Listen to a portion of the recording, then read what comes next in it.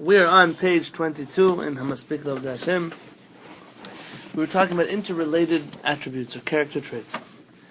We mentioned that compassion leads to generosity, generosity leads to calmness, so on and so forth. They're related to each other.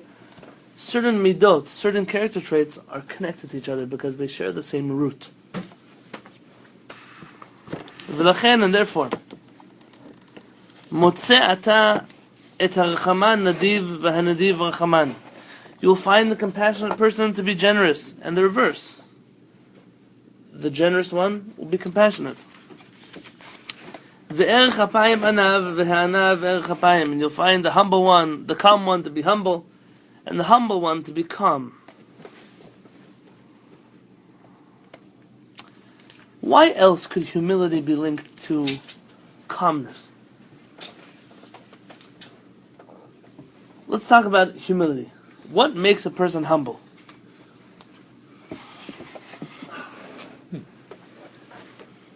Well, he's not arrogant. He's not arrogant. Why? What's the difference between humility and arrogance? He also doesn't care what people say about him. Yeah, very good. Why? Somebody humble. Well, that's what makes him calm. Perhaps what makes a person humble, They're confident in themselves and believe. there's a certain confidence in themselves, but the difference between that confidence and that doesn't make him arrogant is he's not self-centered. He's confident in himself, but not focused only on himself. That would be my definition of humility. A person who is humble, meaning he is not focused on himself, but he's not self-confident, he's not humble, he's depressed. You understand? So one who is not self-confident, but he's not focused on himself, that person is depressed, not humble. They lack self-esteem. You cannot lack self-esteem and be humble. Humility comes from, I know my worth, but I'm not going to focus just on myself in this world. So how is that related to being calm? He says humility is linked with calmness. How so? Acceptance. What makes a person, what's the opposite of calmness? Arrogant. Arrogance is opposite of humility. Be like uptight. Uptight, nervous. angry, what? Chaos. Chaos, anger, frustration. What makes a person angry? Their life isn't going correctly the way they think it should be going. Very good. So their life is not going correctly. It's a certain lack of emunah, also a lack of belief in HaKadosh Baruch Hu. But there's another element to this.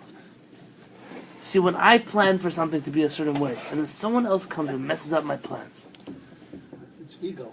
Very good. Ego, yeah. Very good. The same trait that leads a person to humility keeps a person away from anger. Because, they messed up my plans. It's not all about me. When the Rambam in his famous letter to his students says, why are you so angry at those people who mock me in public? That's what the Rambam says to his students. He says, why are you angry at them? Are they getting something out of being angry? When they humiliate me, people think they're great rabbis. Good. Good, so let them keep humiliating me. If they enjoy it, it's good for them. I would rather that they enjoy themselves than to have you start fights against them in the name of my honor. The Rambam was so self-confident and humble, but not humble because he had no self-esteem. Humble because it wasn't all about him. So he gets something out of being angry. Good, so let him be angry. But I stay calm. Why does the Rambam stay calm? Because it's not all about him. The same way that a humble person realizes it's not all about him. It's the same character trait of compassion. He's able to think about other people because it's not all about me. The same person who's generous is able to help another person. It's not all about me. These are how these character traits, at least on one facet, on one level, are all interrelated. V'sibat hadavar, the reason for this, all of these things, tachlitam achatim lechatchila, they all share a common purpose, and that purpose is a spiritual connection to Hashem. If there's a word that Rabbeinu Avraham is going to use over and over again, it is the word pigi'ah. It's a translation from Arabic, so it's not accurate necessarily in Hebrew. Pigi'ah, God forbid, when you use the word pigua in Israel, it means a terrorist attack.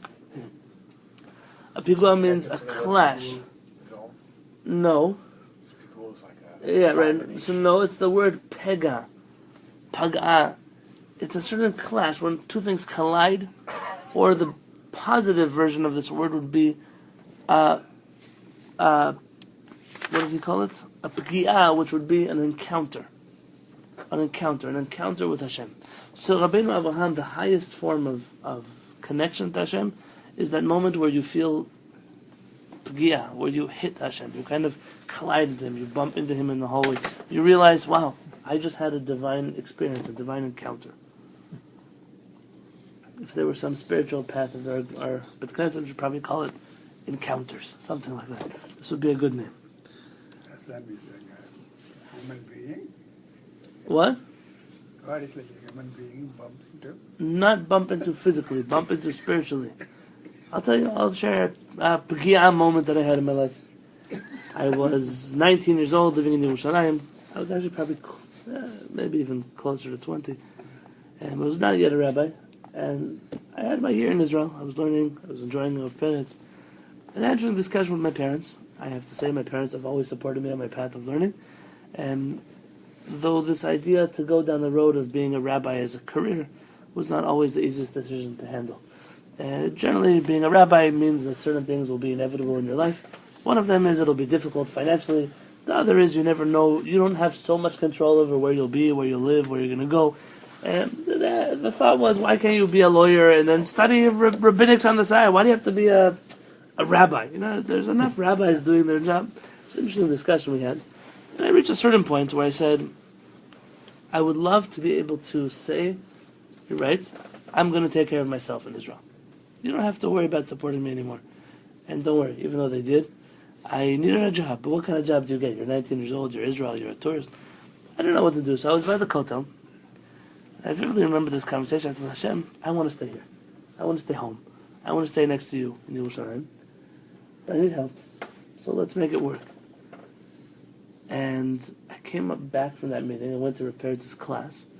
And Rav Peretz pulled me aside and said, you know, I'm very happy with you and your study partner. It was Rabbi Josh Gerstein at the time. And he said, I really like two American boys. They're serious. You guys came. You're learning.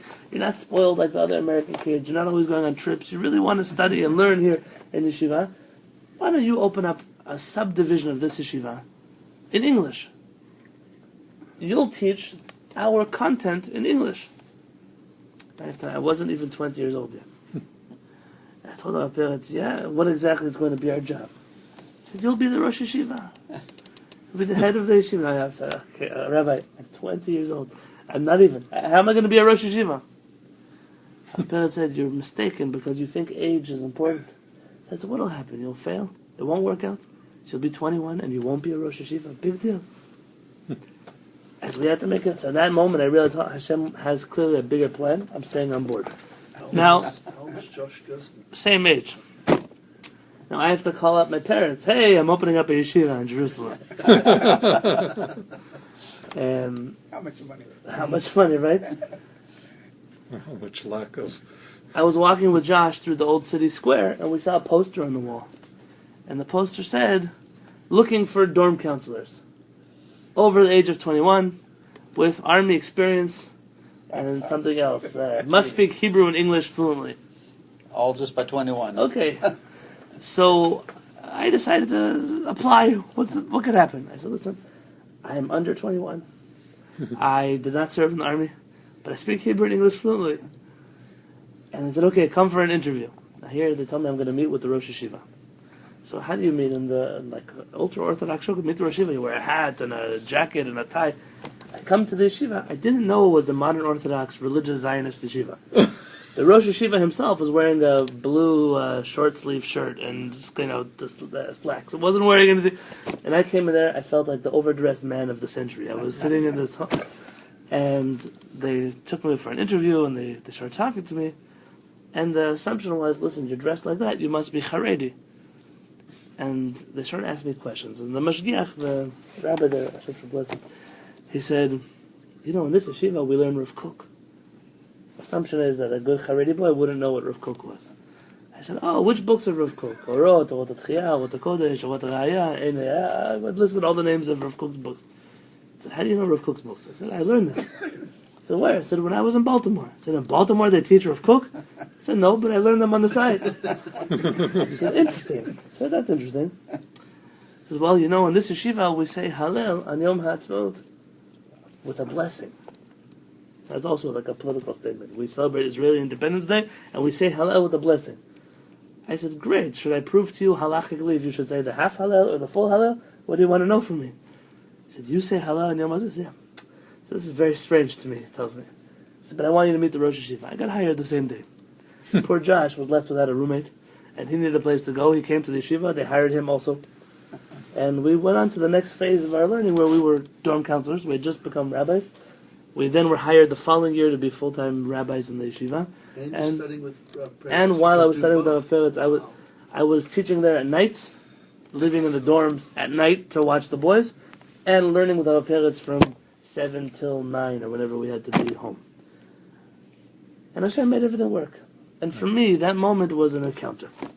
That was a time where I didn't know where it was going to go. I didn't know where it was going to be. And Hashem just swooped right in and made things happen. So no, Eli, I didn't bump into Hashem at the Kotel. I didn't see God or anything like that. But there was a certain feeling that, don't worry, you're part of a plan that's going to work out. I think we as a community experienced such a thing recently. We didn't know where we were going. We didn't know what we were doing. If you think of the fact, it's a small room, right? But we have a room. We have a place, we have a Torah, we have chairs, we have a minyan, we have classes, we have what we have what we wanted to have, and even more. That's a certain encounter that we, on a communal level, had with Hashem. I'm sure there are many personal encounters that keep happening along this road. There could have been many endings to this story, but Hashem chose a different ending. We have to be aware of those encounters, and that refining our character will constantly lead to more and more encounters of Hashem. I can only imagine a person at the height of their anger, when they choose to bite their tongue, and not say what they want to say. They're dying to say something to someone. At that moment, they choose to hold back and just not say it. I can imagine there's some kind of experience that goes through a person's heart, their soul, their mind. That's also an encounter. Every time we refine ourselves. It's for this reason that those who study Rabbeinu Avraham ben Rambam don't understand how somebody says, listen, I sit down all day, I study the intricacies of the laws of kosher. What happens when a piece of meat lands on a pot of milk on the outside? If it weighs this much or it's this big, and then there's this amount of milk inside, and the middle was this thin, and there was this hot, and there was this temperature. But there's a certain connection to what we call Hashem's logic. That's what Torah is, the logic of Hashem. Definitely we feel that. But to tell me that that's the same as an encounter of a person who refines himself, who works on his character, it's not comparable. Which is why we never ever say, you cannot be truly immersed in Torah if you have not refined yourself as a human being. And when you see a person who claims to be knowledgeable in Torah, but to them it's just another level of academia, it's another place of knowledge, information, and not a transformational life experience, they've missed the point. The point is to encounter Hashem. Rav Kook, in fact, says that the challenge of our generation is we no longer, I'm sorry to tell you this, I know many people are obsessed with, let's prove God, let's prove Torahs from Sinai. The generation that we live in today doesn't really care. There was a generation, I'm sure, that really cared. Could you prove this? Can you prove that? Can you prove... Today, the generation asks a very simple thing. Can you explain to me if the point of Judaism is to encounter Hashem, to lead a very spiritual life, why can't I make tea on Shabbat in the first cup of hot water, but I have to pour it in the second cup of hot water? Where does that detail fit into the larger experience of connecting to Hashem? And those who neglect religiosity in the name of spirituality, Rav Kook says it's our cause, because we haven't yet attached the world of religion to the world of spirituality, the world of the rules of the law to the worlds of the sod, of the secret, of the larger picture. We have to start doing that, because people are getting bored, they're getting tired, they're getting burnt out, because they see that we're doing a lot of actions that don't necessarily lead us to any place of encounter. What you're saying about anger is a very nuanced thing, however, because from my own past, when I had struggles with anger, you could hold it in and make yourself, God forbid, very sick, and also everybody else around you knows that you're actually angry. But I think what works with anger is a sense also not only of the world that is centered around you, but also a sense of patience, of watching things, letting them work out. Very good. Knowing that if you hold your tongue a while, the situation may change to the point that you don't have an excuse to be angry. This is why the word in Hebrew, very good, you nitpicked a good detail. The word in Hebrew is erech hapayim. It's actually patience, not lack of anger. Because part of this Anger's a lack of experience is patience, right. Really. When you're patient, for example, the Talmud even says that if you make a person angry, you should not ask them for forgiveness until you give them time to get over it. Because in the heat of the moment, I'm sorry. Don't say, I'm sorry. I want to kill you. I'm sorry. You give it a week, a day, a month, however long, in proportion to what you did wrong, and then already that they already got over it. It's not such a big deal anymore. Patience works both ways. Both the one who is the aggressor and the one who has been wronged or been hurt, aggressed. This idea is it's an important one. I was just going to tell you a joke. Anger, patience. Zev, the rain, is that what it's doing? Okay. Is that pulse a little bit too high? Check the rabbi's pulse in a while. Give it a few months. Patience, Zev.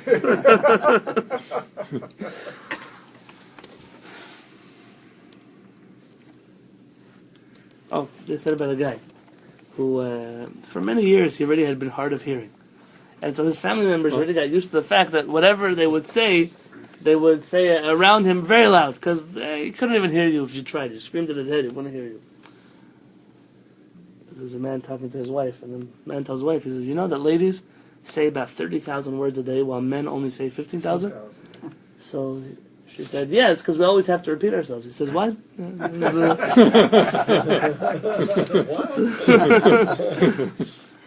So this guy was used to in his house. When I first went to visit my wife's grandmother, she should live and be well.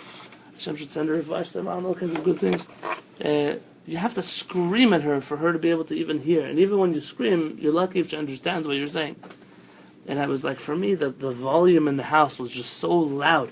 I come from a house where I would drop my phone on the one side of the house. My mother would wake up. What happened? What's going on in the house? It was a totally different volume of sound. This man was the kind of guy he couldn't hear anything. And one day he goes to the doctor, and the doctor tells him, there's something we could do. There's a new hearing aid that came out. We could put it in. He said, do you want to go home and discuss with your family? Well, he just said, no, I'm okay. I'll do it. I got it on my own. My insurance covers it. He puts it in, and a week later, his grandson asked him a question, and he said, as he answered him, he said, Grandpa, I'm surprised you heard me. How'd you hear me? He said, well, a week ago, I got my hearing aid put in, and now I can hear everything. He says, oh my gosh, why didn't you tell us? He said, why didn't I tell you? He said, I've already changed my will 13 times.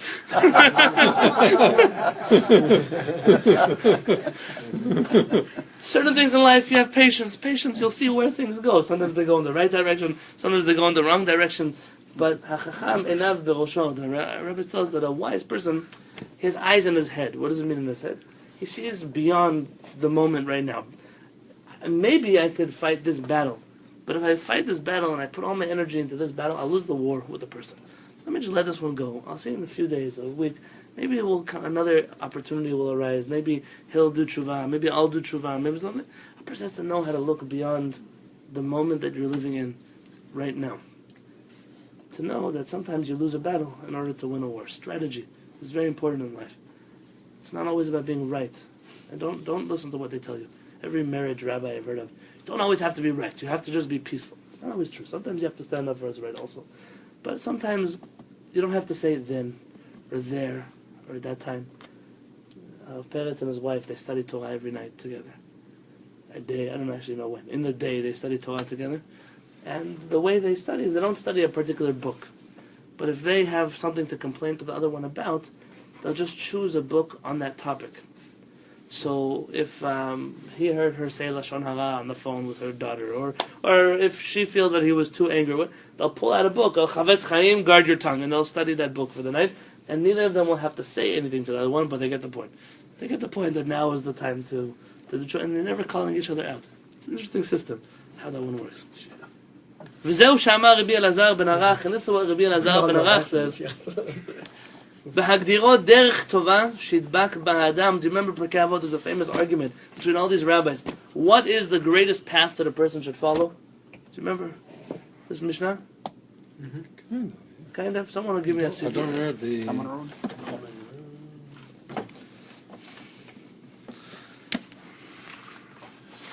the path, supposed to follow the path of justice. Yeah, the famous story is as follows. It says in the Mishnah Perkei Avot. Rabbi says,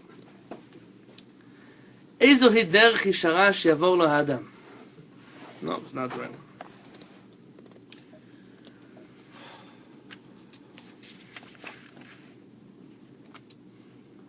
Here. Amar lehem. He tells the students, this must be Rabbi Yochanan ben Zakkai. Rabbi Yochanan ben Zakkai was an incredible Talmid Chacham. You read about him in the Gemara. His synagogue, or the synagogue named after him, is still around in the old city. He was a prince, right? Could be. It's called the prince. Rabbi Yochanan ben Zakkai says the following.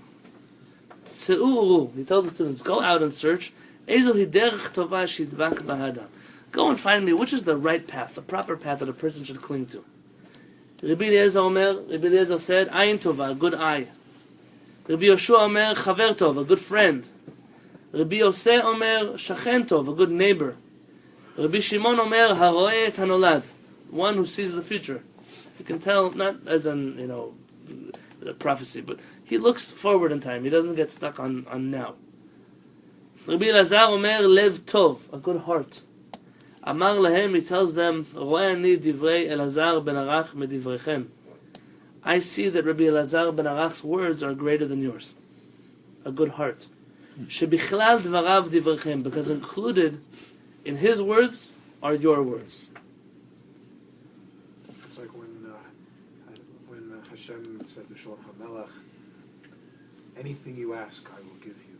He said, I will take Chochmah, I'll take wisdom, because it includes Everything else. Very good, very good. Yefem, very good. And then the story reverses. It's go out and find me the worst way which a person should cling. So long as a bad friend, a bad neighbor, they all reverse their opinions. It's not a simple childish story. There's a lot of depth to the story. Rabbi Elazar Omer, Levra, a bad heart. Amar lehem, Ro'eni divrei Elazar ben Arach medivrechem. Rabbi Elazar ben Arach's words are greater than yours. Shebichlal devarav divrechem, because included in his words are your words. So this is what Rabbeinu Abraham is referencing to when he says that this is what Rabbi Elazar says, Lev Tov, one should have a good heart. Verabon, his rabbi, Rabban Yochanan ben Zakkai, he'edif hagdarato al hagdarat chavarav, ve'amar ro'eni dvarav medivrechem, shebichlal dvarav divrechem. And that's why Rabbi Yochanan said, I prefer his words. Because all of these words at the end of the day are interrelated. Lev Tov. If you have a good heart, you will inevitably have good friends. You'll find yourself a good neighbor. You'll be a good person. If you have a good neighbor, it doesn't mean you're going to be a good person. If you get a good friend, you might become a better person. It doesn't. Rather, you should work to make your heart good, and everything else will follow suit. It's kind of the beginning character trait that a person should have. V'chulam molichim letachlit, and they all lead to the goal. Achat, to one goal. V'hi hapkiya. This is the encounter that we spoke about. Sha'atidim anu levara kemetav havanatenu, which we will explain to the best of our understanding. And in this sentence you see Rabbeinu Abraham's humility. He's the son of the Rambam. He's a giant of his generation. He said, I'm going to explain something to you. I'm not sure that I know everything, but I'll explain to you as much as I have managed to learn. Today you find a world of people who everyone pretends to be an expert on something. And generally the rule is if they claim to be an expert, they don't know much. If someone's an expert, will be a little bit more humble to say, I might know more than other people, but there's still a lot for me to learn. Torah is the kind of wisdom where the more you learn, the more you realize how little you know. Someone once said, Rabbi, when are we supposed to learn all these books? I said, I don't know either when I'm supposed to learn all these books, but that's the beauty of Torah. Because there's always something that you can introduce, something you can discover. There are things that I've discovered, and I brought to Rabbi Perez, Rabbi, look at this, and he was so happy to hear. Even there, everyone has that kind of experience with Torah. Torah is a sea of wealth of knowledge, of growth of information. Rabbeinu Avraham says, I don't know everything, but what I do know, I will share with you. And B'ezrat Hashem, we should have the same attitude. We learn Torah, we teach our children, we teach our families. Don't pretend to know everything, but say, I can only tell you what I do know. And this is what I know, and I'm sharing with you what I know. And you in turn should share to the world what you know as well. B'ezrat Hashem.